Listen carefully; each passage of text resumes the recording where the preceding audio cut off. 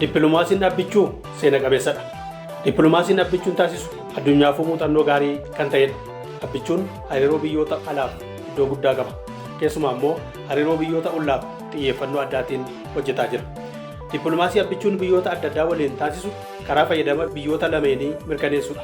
Haaluma kanaan waliigalteen Somaalilaandii waliin taasifame dippiloomaasii seena qabeessadha jechuu ni danda'ama. Milkaa'inoota Itoophiyaan dippiloomaasiin agarsiifte keessaa waliigalteen Somaalilaandii milkaa'ina isa olaanaadha. Dippiloomaasii jabaa ta'e dhaabbichuun hojjetame hanga karra galaanaa argachuuf waliigaltee waliif mallatteessuu kan ga'e bu'aa olaanaa kan argamsiisedha. Waliigaltichaan wal qabatee ololli afarfamuu mala. Wanni kunis dhimma yeroo gabaabaati malee itti fufiinsa kan qabu miti. Hundumtuu guyyoota muraasaan booda ni callisa. Sababni isaas dippiloomaasiin bilchina qabu hojjetameera waan ta'eef. Dippiloomaasiin bilchina qabu kun immoo hooggansa jijjiiramaa keenya dhaabbichuudhaan cimeedhuma itti fufa.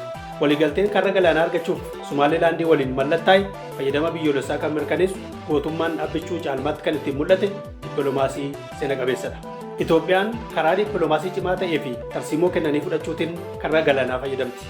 Karra galaanaa argachuuf Itoophiyaan gonkumaa walgaarreffannaa keessa galuuf karoora hin qabdu.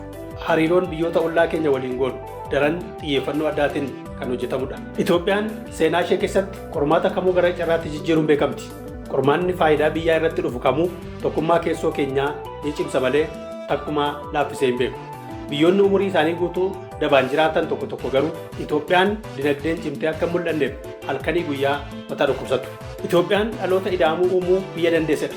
Dhaloonni ida'amuu jibba jaalalaan, aarii dhiifamaan, waldhabdee mariidhaan kan bakka buusudha.